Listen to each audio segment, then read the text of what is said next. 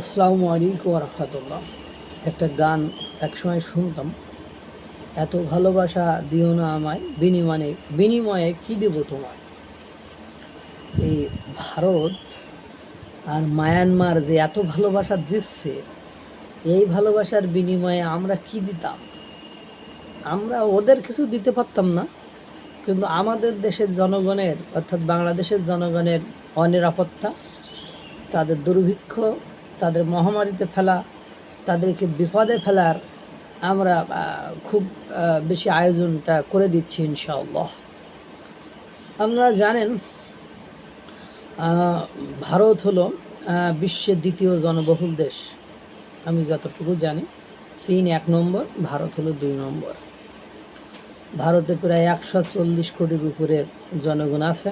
তার ভিতরে হয়তো বা মুসলিম আছে 60 থেকে 70 কোটি মুসলিম আছে।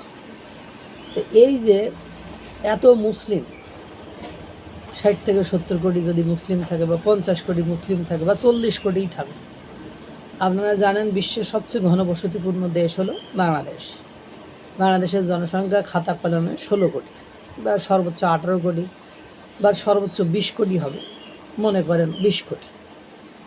তো এখন ভারত যদি একটু ভালোবেসে এই যেভাবে পুশিন করতেছে, এবং বাংলাদেশের স্বরাষ্ট্র উপদেষ্টা যেভাবে চেগিয়ে কথা বলছে যে আমরা তাদেরকে চিঠি পাঠিয়েছি, আপনারা লিগালভাবে পাঠান, আপনারা তাতে কোনো সমস্যা নেই। কিন্তু দুর্ভাগ্য হলো সত্য যে প্রত্যেক দিন সীমান্তবর্তী এলাকা দিয়ে 100, 150, 200 পুশিন হচ্ছে। অর্থাৎ রোহিঙ্গারা যেভাবে বাংলাদেশে ঢুকছিল, ঢুকে রোহিঙ্গা ঢুকছে হলো বাংলাদেশে কতগুলো 12 কোটি, এখন মনে হয় 13-14 কোটি অলিখিত বা হিসাবে থাকতে পারে। এবং আপনারা জানেন যে এই রোহিঙ্গা ইস্যুর পরে আপনার চট্টগ্রাম অঞ্চলে KNF কী কাহিনী শুরু করেছে। গতকালও KNF-এর 15,000 পোশাক আটক হয়েছে, এবং ওখানে একটা চট্টগ্রাম 24 না কি একটা চ্যানেলে দেখলাম, ওখানে একটা ছেলে যারা মানে পোশাক তৈরি করে, তারা বলছে এরকম এখান থেকে 60 বস্তা না কত বস্তা আপনার এই পোশাক গিয়েছে।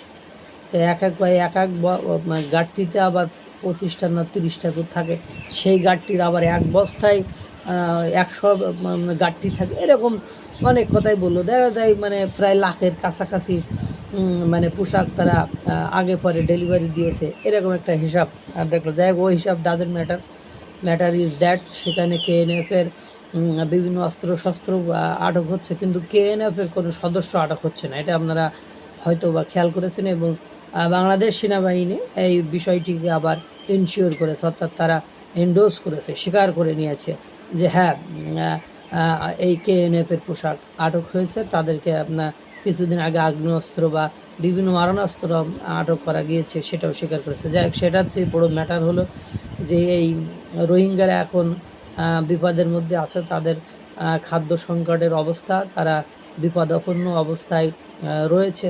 পাশাপাশি আপনার এই যে পুশিন যে পরিমাণ হচ্ছে, ভারত আপনার আমদানি রপ্তানির ক্ষেত্রে নিষেধাজ্ঞা অনেকটাই আরোপ করেছে, পুরোটাই করেনি, অনেকটাই করেছে।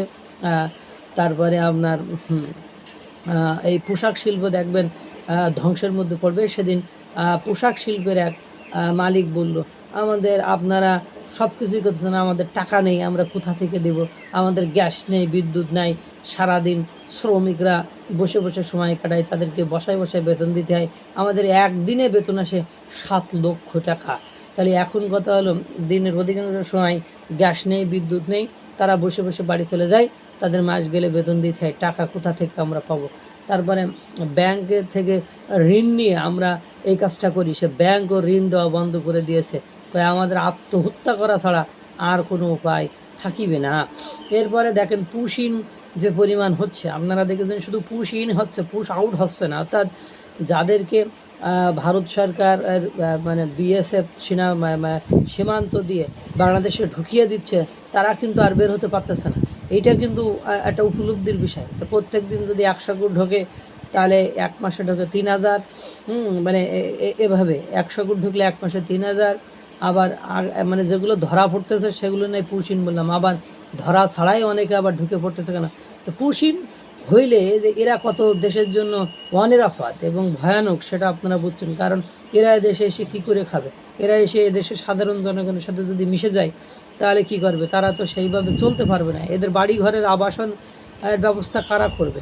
এমনিতে চট্টগ্রাম অঞ্চলের মনে করেন পাহাড়ি অঞ্চল টঞ্চল রোহিঙ্গারা নিয়ে নিয়েছে। এবার যদি উত্তর অঞ্চলটাও এভাবে নিয়ে নেয় তাহলে আমাদের যে দুটো চিকেন নেক, সে দুটো চিকেন নেকই তো ওরাই নিয়ে নিল, তাহলে আমাদের আর কি থাকবে? হ্যাঁ, এখন আমরা আছি মহাসুখে। হ্যাঁ, মানে এই যে মহাসুখে আছি, এই একটা অনিরাপত্তার ভেতরে এই যে একটা দুর্ভিক্ষ আমাদেরকে হাতছানি দিয়ে ডাকছে, এখান থেকে আল্লাহ যে কীভাবে পরিত্রাণ দেবে আল্লাহই ভালো জানে।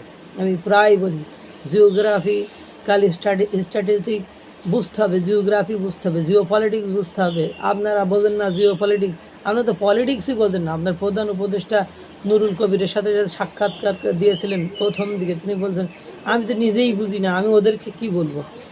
কই আমি তো সাদাবাজি দেখতেছি না কোনো জায়গায়। উনি সাদাবাজিই দেখে না, কোনটার সাদাবাজি হয় সেটাই তো না। কারণ উনি তো সাদাবাজি বুঝবেন, কিন্তু উনি ইন্টারেস্ট অর্থাৎ সুদের বিষয়টা খুব ভালো করে বোঝেন।